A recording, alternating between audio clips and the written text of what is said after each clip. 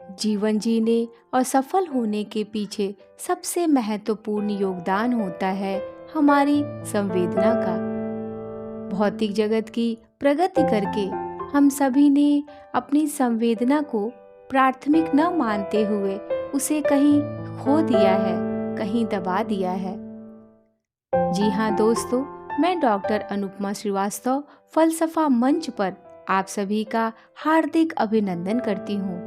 हाजिर हूँ एक ऐसे कवि की रचना लेकर जिन्होंने इस भौतिक और बौद्धिक विलासित जगत से दूर गरीब, मजदूर, किसान, दलित, शोषित और वंचित तबकों की बात करके भारतीय साहित्य को समृद्ध किया है। जी हाँ, वह नाम है अदम गोंडवी जी का। गजल की दुनिया में सरल संवेदना के विद्रोही स्वर लेकर प्रस्तुत अदम गोंडवी जी की गजल गांव के दिलकश नज़ारों में ही ठंडी सांस लेती है। कल्पना की दुनिया से उतार कर ठोस जमीनी हकीकत बयां करती है उनकी गजल। चलिए हम सभी आनंद लेते हैं। गजल को ले चलो अब गांव के दिलकश नज़ारों में। गजल को ले चलो अब गांव के दिलकश नज़ारों में, मुसलसल फन का दम घुटता है इन अदबी इदारों में।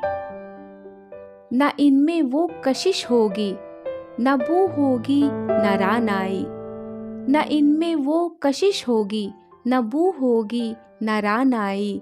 खिलेंगे फूल बेशक लान की लंबी कतारों में। गजल को ले चलो अब गांव के दिलकश नज़ारों में, मुसलसल फन कदम घुटता है इन अदबी इदारों में। अदीबो ठोस धरती की सतह पर लौट भी आओ। अदीबो ठोस धरती की सतह पर लौट भी आओ।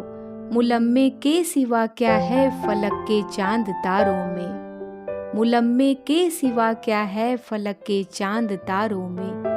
रहे मुफलिस गुजरते बेयकीनी के तजर्बे से।